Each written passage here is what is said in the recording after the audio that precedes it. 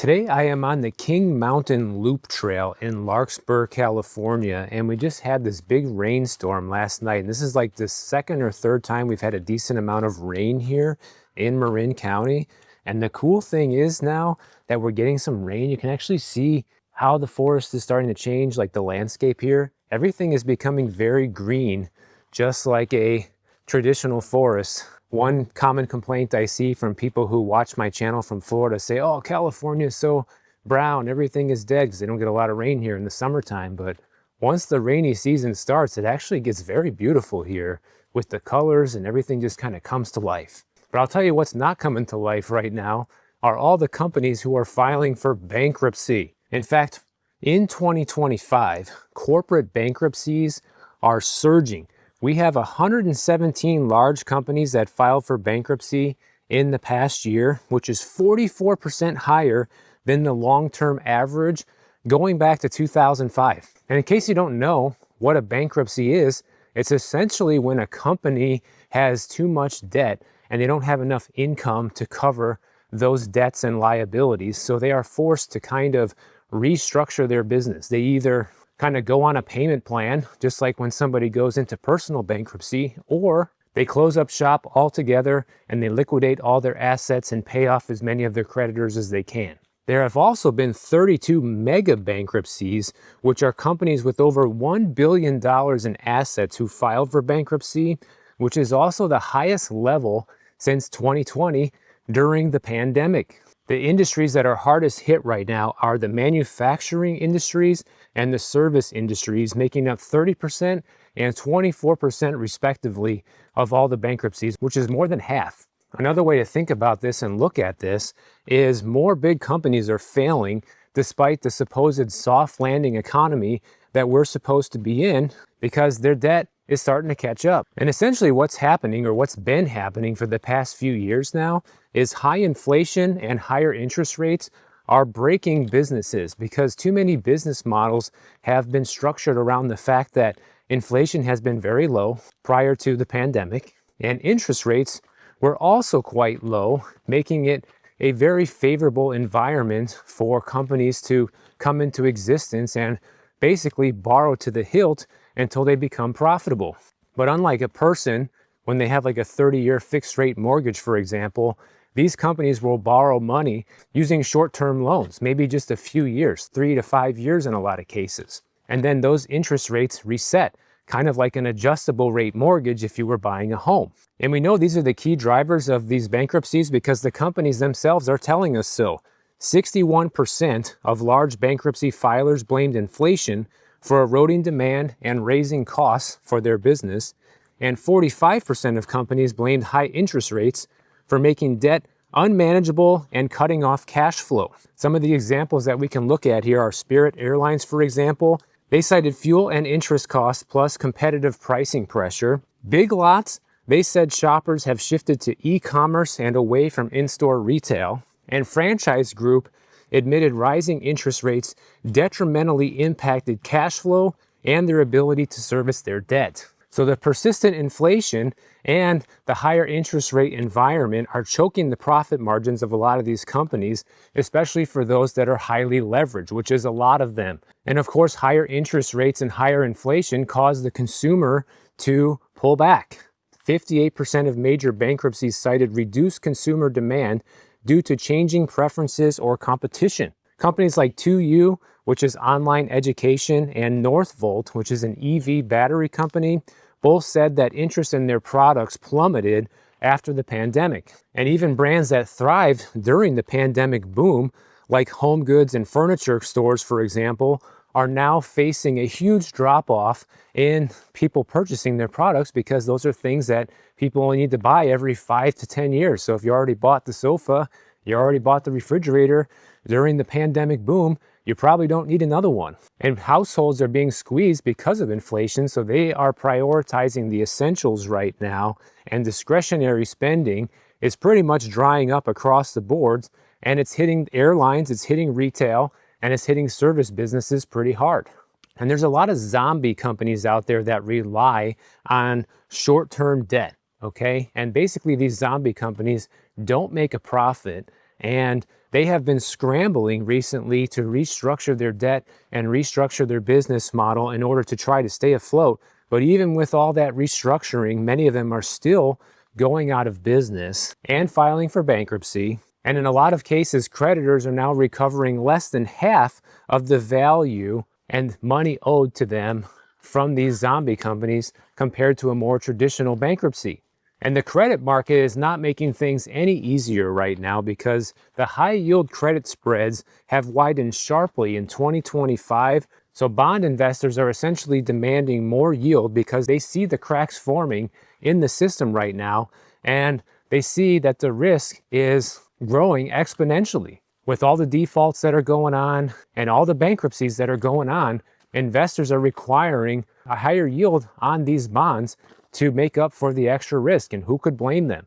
That's the same reason why we see treasury yields still on the higher side, because people who invest in US treasuries also see the huge risk with the US government and their ability or inability to pay it back, or the possibility of default in the future.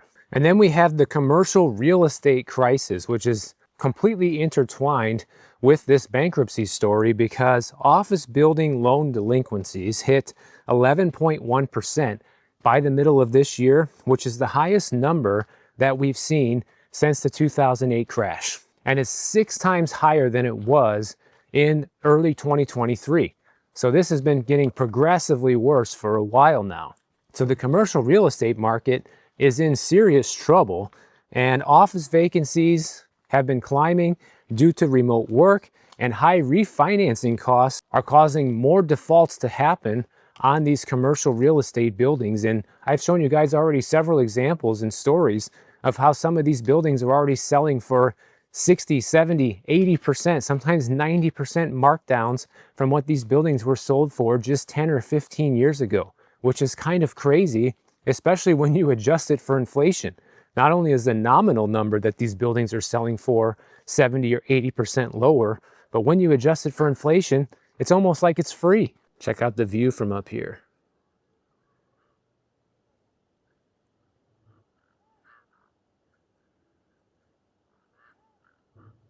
Also, nearly half of the large bankruptcies cited regulatory or policy instability as a driver, especially in renewable energy and manufacturing. Some examples of this are Sunnova Energy, SunPower, and Global Clean Energy Holdings. They all blamed inconsistent clean energy policies. Wheel Pros and At Home cited tariff disruptions and supply chain volatility. And because there's no clear direction on where these policies or tariffs are going to go in the future, it's causing massive disruptions for these businesses that don't know how to make their next move. But the worst of it has been in manufacturing. We have seen record high bankruptcies driven by inflation and tariffs and policy uncertainty.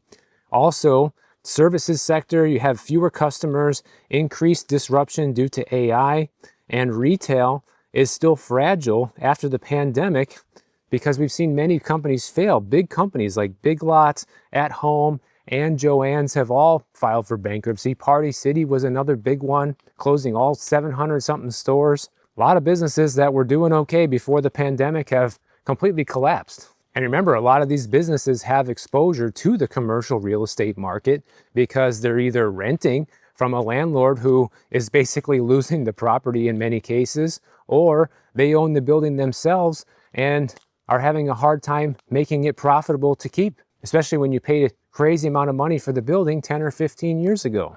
So this whole notion that we were going to have a soft landing, like the Fed kept promising us whenever they said they were going to take a look at the economy and figure out the correct time to start lowering interest rates, yeah, that seems like it's working out very well now that we're rounding out 2025 and we have the highest amount of bankruptcies going back to 2005, essentially. I think you're going to see more businesses go under over the next couple of years as people continue to be squeezed and have to really prioritize their spending to the point where they're just not going to be able to buy things from companies that it doesn't make sense for.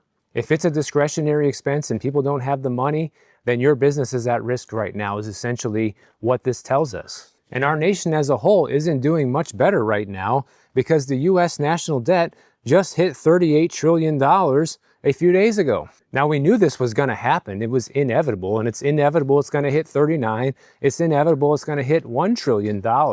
We're barreling towards this crisis, and we have been for a while. But the scary part about it is how fast it's going up, okay? Because just since August of 2025, that was just a couple of months ago, guys, we have added an extra $1 trillion in debt since then. And when you go back to the beginning of 2024, we have added an additional $4 trillion in debt. So you can see how far out of control the spending is with the US government right now.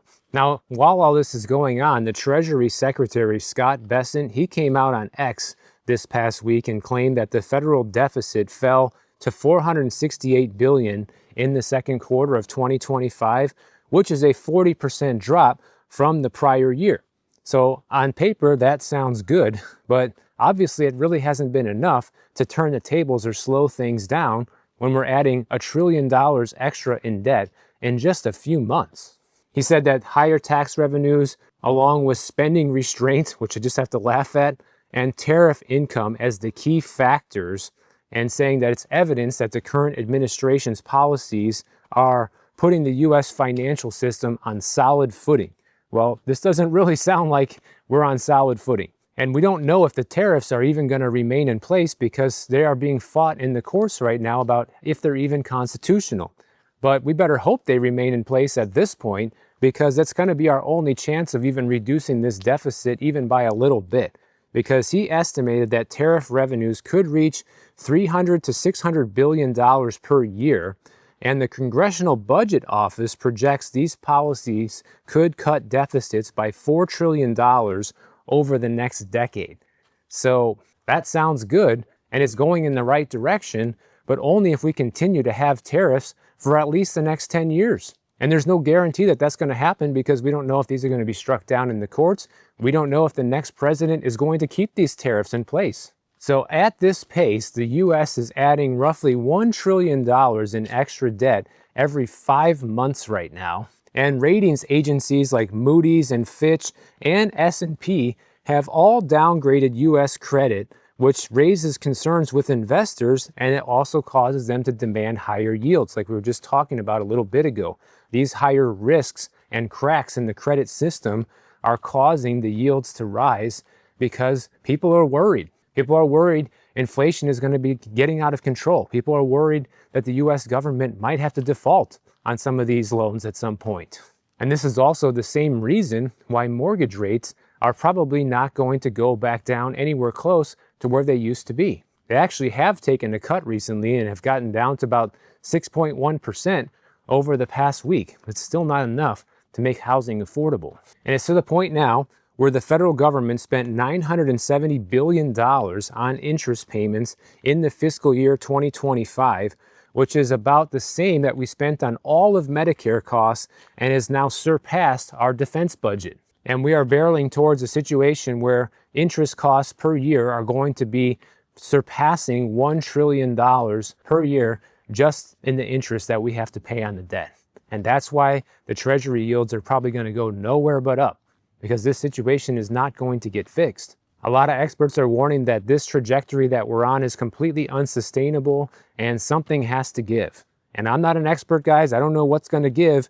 We've never really been in this situation before in the US where we're coming to this big of an emergency with the spending. But what seems to be the most likely scenario, which is something I've covered in a couple of recent videos, is potential hyperinflation, because it seems like our government's in cahoots with the Fed is going to continue their quantitative easing policies, and they're going to inject more cash into the system, which will make inflation an even bigger problem than it is.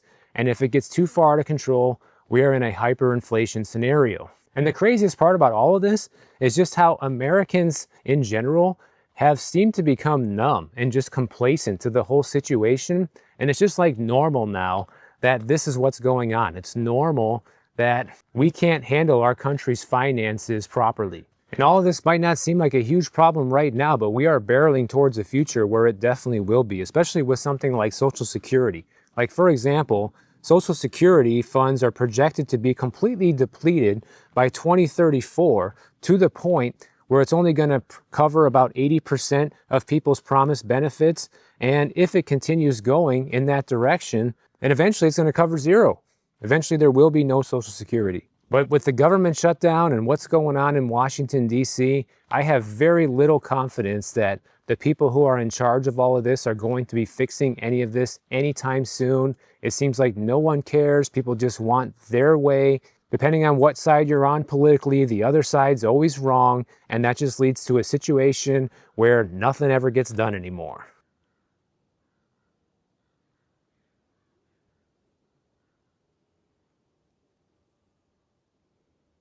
A couple other things I want to note about the economy regarding some individual businesses. Target, they just announced that they're going to be cutting 1,800 corporate jobs in the first major layoff that Target has done in decades. They're going to be cutting 1,000 current employees and 800 unfilled roles, totaling about 8% of its corporate workforce. And these layoffs are coming because of stagnant sales and efforts to streamline their operations. Affected employees are going to be notified Tuesday and receive pay and benefits through January 3rd of 2026. Plus, some people are going to be getting severance packages, so it's not all doom and gloom for them. They have a nice exit strategy there. Part of this is happening at Target because they're getting a new CEO, and he says that Target has too many layers and too much complexity and too much overlapping work, and it's slowing down innovation and decision making, meaning we got to cut out some of these middle managers and people that are just kind of useless, is what he's saying.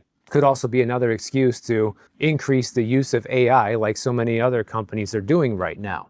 The new CEO says that the restructuring will reduce bureaucracy, speed up execution, and clarify the company's priorities. But the reality is, Target has been struggling for the past 4 years with sales that have been completely flat or even declining, and store traffic has also been on the decline since 2021. Target also expects their annual profits to fall again this year as it's battling the same economic headwinds that every other company is, like we just talked about. That's why you're seeing so many bankruptcies. In fact, Target stock is down 65% from its peak in 2021 and 41% over the past 5 years, while Walmart, for example, and by contrast, is up 123% during the same time period. Now, Target says the reason for this and why they're in such trouble compared to Walmart is because they say 50% of Target's revenue is from discretionary spending, which means people buying things they don't really need,